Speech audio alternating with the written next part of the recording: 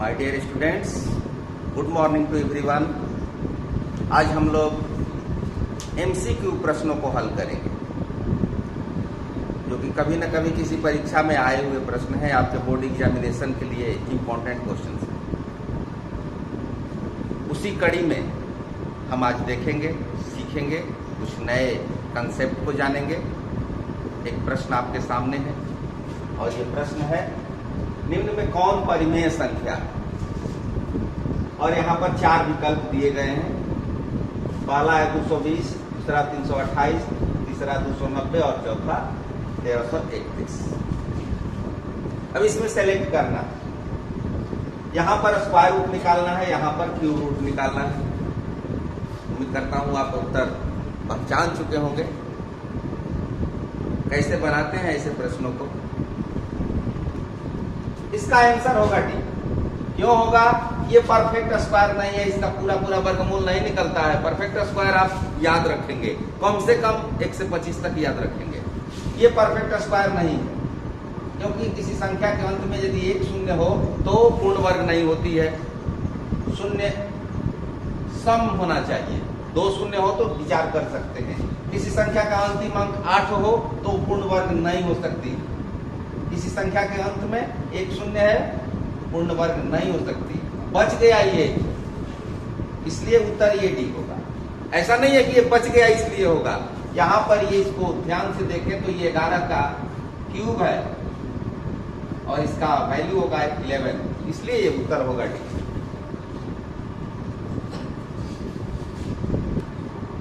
अगला प्रश्न देखें, 13/25 का दशमलव प्रसार क्या है? इसका डेसिमल एक्सपेंशन कितना होगा? इन चारों में से आपको चुन लेना है। क्या तरीका है इसका?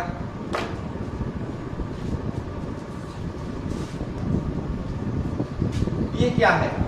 125, 5 का क्यूब है, 13/5 क्यूब।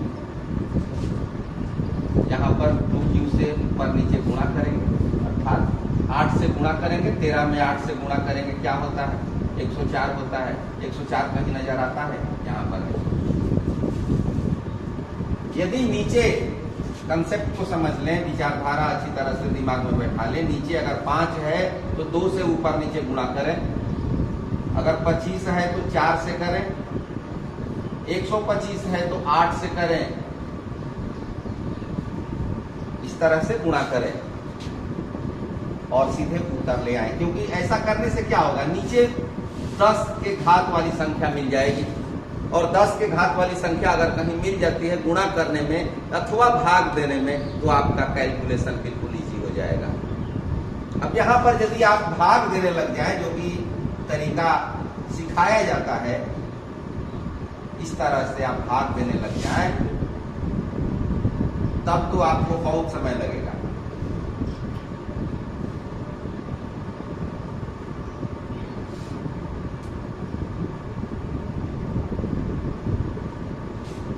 और सीधे यहाँ पर 8 से गुणा करना होगा। 125 है नीचे, 8 से गुणा करेंगे, 13 8 है 104। 104 यहाँ पर दिखाई दे रहा है। बड़ा ही आसान और महत्वपूर्ण प्रश्न। संख्या 8232 का अभाज्य गुणनखंडों का गुणनफल क्या है? यहाँ पर गुणनखंड दिए हुए हैं, फैक्टराइज किया हुआ है, इसमें से सेलेक्ट करना है। सामान्य विधि क्या है? सामान्य विधि तो यही है कि इसका अभाज्य गुणनखंड निकाल दें। 8232 संख्या 2 से विभाजित होगी, क्योंकि इकाई अंक 2 है। 4116, फिर 2 से इकाई अंक 2 है, फिर 2 से संख्या विभाजित होगी। अभी भी 2 से संख्या विभाजित होगी।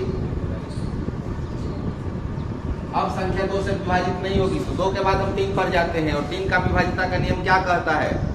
यदि अंकों का योग, यदि उसका डिजिट सम 3 से विभाजित हो, डिविजिबल हो 3 से, तो संख्या 3 से कट जाएगी। यहाँ पर डिजिट सम देखें तो 1 2 3 3 9 12, 12 3 से कटेगा, अर्थात ये संख्या 3 से कटेगी।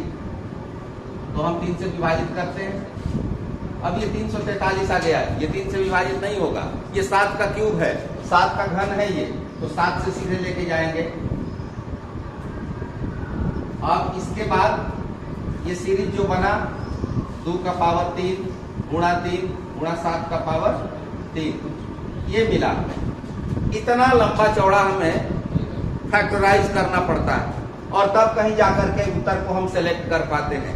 जी नहीं, ये तरीका सही नहीं है आपके लिए।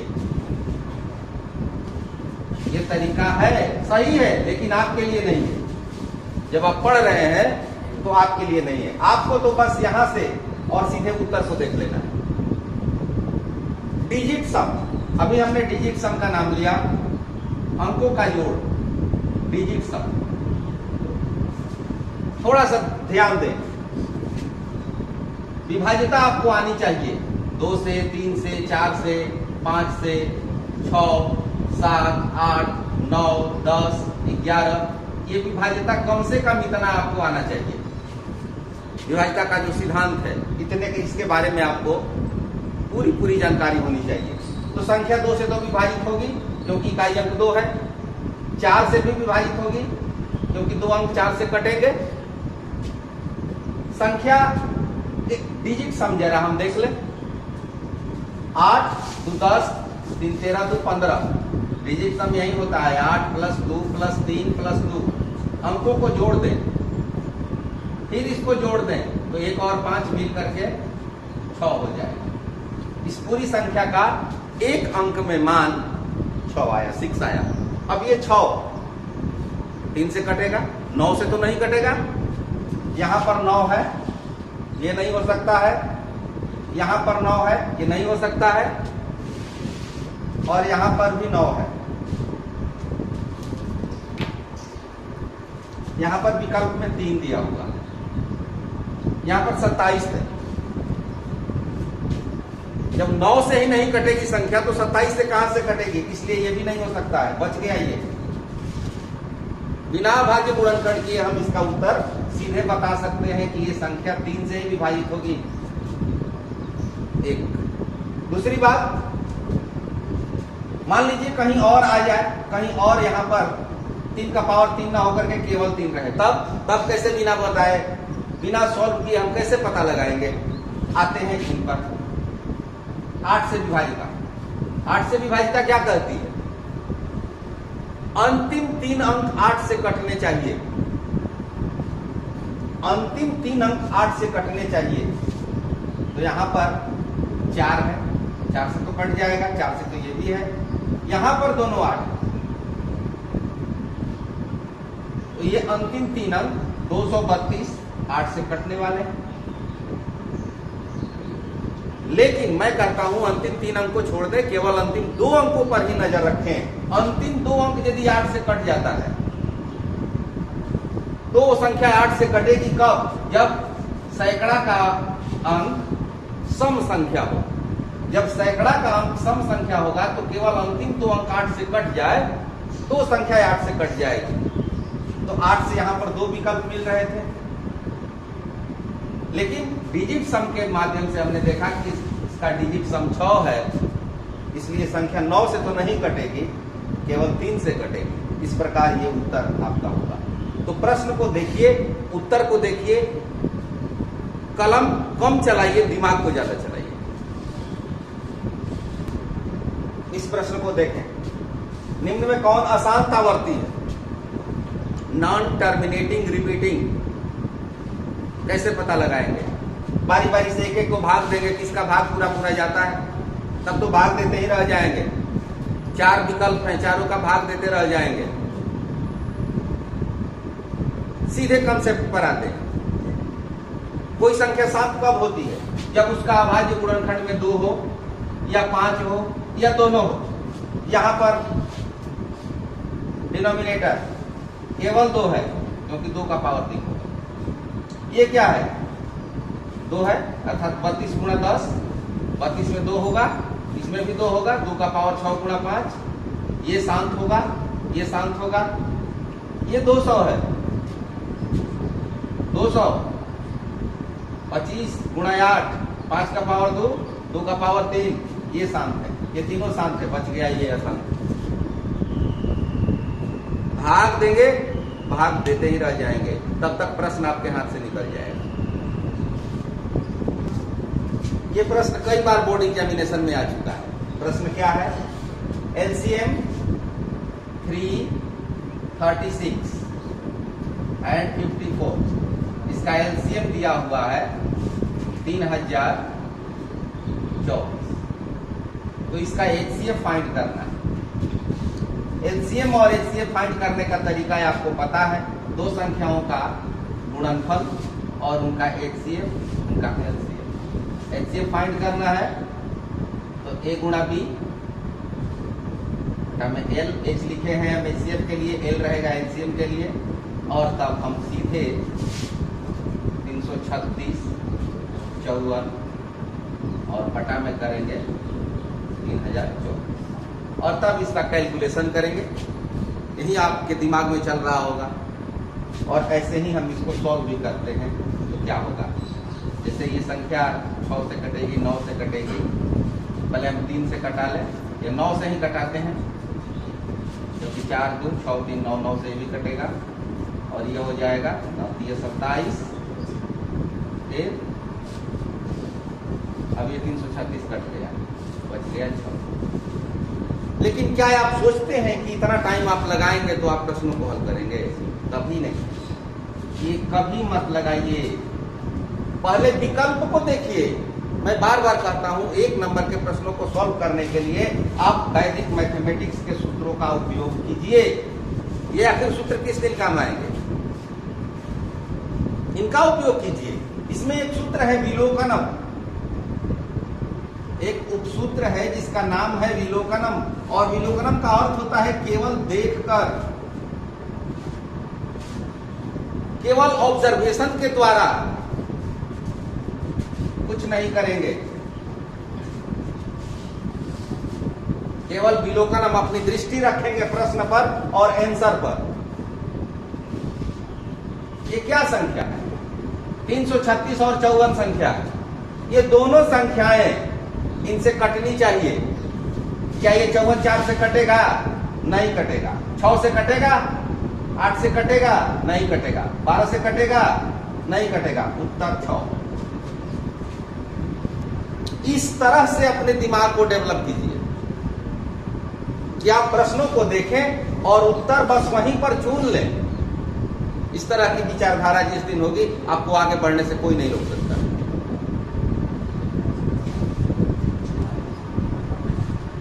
ये प्रश्न द्विघात क्वाड्रेटिक है, द्विघात बहुपद का प्रश्न है। x² - 5x + 4 का शून्यक क्या होगा? इसका शून्यक इसमें से चुनना है। तरीका तो यह है कि आप इसका शून्यक निकालें, लेकिन जब तक शून्यक निकालेंगे उससे पहले आप केवल देख करके, अगर कंसेप्ट आपके दिमाग में है तो आप देख करके उत्तर बताएंगे। द्विघात बहुपद का रूप कैसा होता है थोड़ा समझ लें। x² - x² इस तरह से होता है, और इसका जब अल्फा बीटा में लिखते हैं तो ये रूप होता है। x² - अल्फा प्लस बीटा ये शून्यक है, और ये भी अल्फा इंटू बीटा शून्यक है। इससे यदि हम इसकी तुलना करें तो यहाँ पर प्लस है, यहाँ पर भी प्लस है। ये प्लस कब होगा? जब अल्फा और बीटा दोनों का चिन्ह एक जैसा होगा, तब इनका गुणनफल प्लस होगा, अर्थात ये और ये तो हो नहीं सकते, कदापि संभव नहीं है।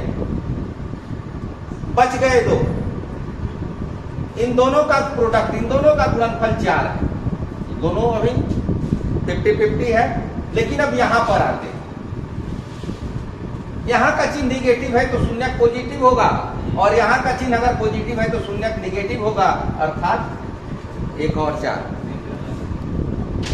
जहां पर इस तरह के ऑब्जेक्टिव क्वेश्चन आपको मिले, पहले उसको देखिए, सोचिए, तब कलम उठाइए। हो सकता है सोचने से ही उत्तर आप पा लें। तो ऐसे प्रश्नों को सॉल्व करने से पहले कई बार विचार कीजिए, अपने दिमाग की विचारधारा को थोड़ा बदलिए। दिमाग से जब काम लेंगे तो द्रुत गति से काम करना शुरू करेगा, अन्यथा उसमें जंग लगा रह जाएगा। ये प्रश्न देखें, ये भी द्विघात समीकरण से, द्विघात बहुपद से, द्विघात समीकरण से ये प्रश्न है। 6x² minus x minus 2 is equal to 0 के मूल क्या है, अर्थात इसके शून्य क्या है, इसमें अल्फा बीटा का मान निकालना है। इसका सॉल्यूशन जरा यहां देखें। ये सॉल्यूशन इतना लंबा चौड़ा है, सही है, बिल्कुल सही है, और इसके अनुसार उत्तर इसमें से हम सिलेक्ट कर सकते हैं। ठीक है, लेकिन एक नंबर के प्रश्न के लिए इतना लंबा चौड़ा कैलकुलेशन यदि करना हो तो ये अच्छा नहीं है। इसके लिए हम सीधे कंसेप्ट पर आते हैं और इस विचारधारा को नकार देते हैं। अभी इसके पहले मैंने आपको क्या बताया, यहां पर चिन्ह क्या है, निगेटिव है, तो अल्फा और बीटा दोनों में से एक निगेटिव होना जरूरी है। यदि यहां प्रोडक्ट निगेटिव है इनका, तो इन दोनों में से एक का निगेटिव होना अनिवार्य है, अर्थात ये तो हो नहीं सकते और ये हो नहीं सकते, तो इन दोनों को तो हम काट दिए, बच गए ये दोनों।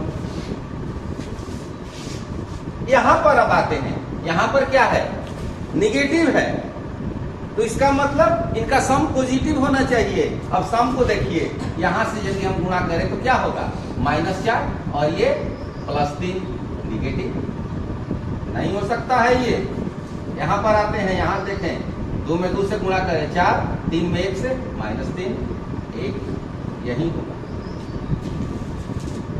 और यदि इतना लंबा चौड़ा हल करेंगे तो कीजिए, समय की बर्बादी होगी। कंसेप्ट को समझिए और कंसेप्ट दिमाग में रखिए।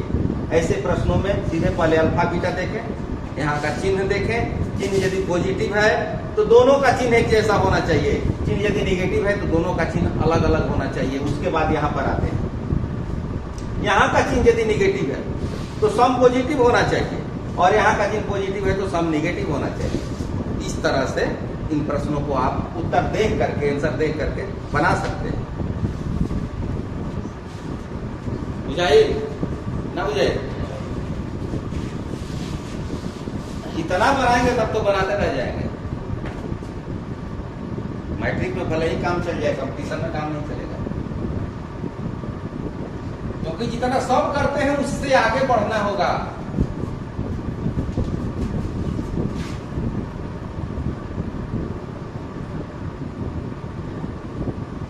क्योंकि ऐसे बताया नहीं जाता है क्लास में, ऐसे पढ़ाया नहीं जाता है क्लास में, इसलिए लड़के नहीं सीख पाते हैं। बाद में जाकर के इसी को पैसा दे करके सीखते। ये प्रश्न देखें, निर्देशांक ज्यामिति से त्रिभुज का क्षेत्रफल निकालना है। इस तरह से त्रिभुज 1 -1 -4 6 -3 और -5, ये कोऑर्डिनेट दिए हुए, इनका क्षेत्रफल निकालना है। कैसे निकले, इसके लिए त्रिभुज का क्षेत्रफल का सूत्र लगाते हैं, 1/2 x1 y2 minus y3 plus x2 y3 minus y1 plus x3 y1 minus y2, और तब ये सारे मानों को रख करके सॉल्व करते हैं। उससे आसान होगा, आप पहले लिख लें, सारे कोऑर्डिनेट लिख लें, -4 6 -3 -5। यहां पर हम इमेज लेते हैं, इसका चिन्ह बदल करके तीनों में से किसी एक का चिन्ह बदल दें। जैसे -3 -5 है तो इसका चिन्ह बदल दें तो 3 और 5 होगा। अब ये 3 5 सब जगह लिख दें, इसको जोड़ दें, 3 और 1 4, 5 में 1 घटा -4, ये होगा -1 6 5 11, और ये तो 0 0 होगा। जिसका इमेज लेंगे वो 0 0 हो जाएगा, प्रतिबिंब लेकर के बनाते हैं। अब ये बच गया, इसको इस तरह से लिख दें, 4 -4, ऊपर नीचे भी लिख सकते हैं, -1 11। अब इसका मूल्यांकन कर दें, यही आपका त्रिभुज का क्षेत्रफल होगा। क्रॉस मल्टीप्लिकेशन करते हैं, 11 में 4 से गुणा करेंगे 44, और इसका प्लस हो जाएगा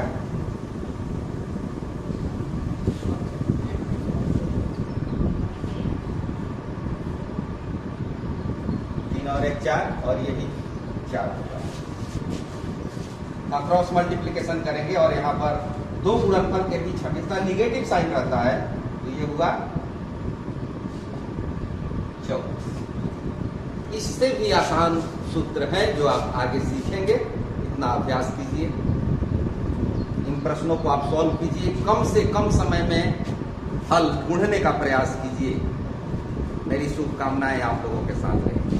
थैंक यू।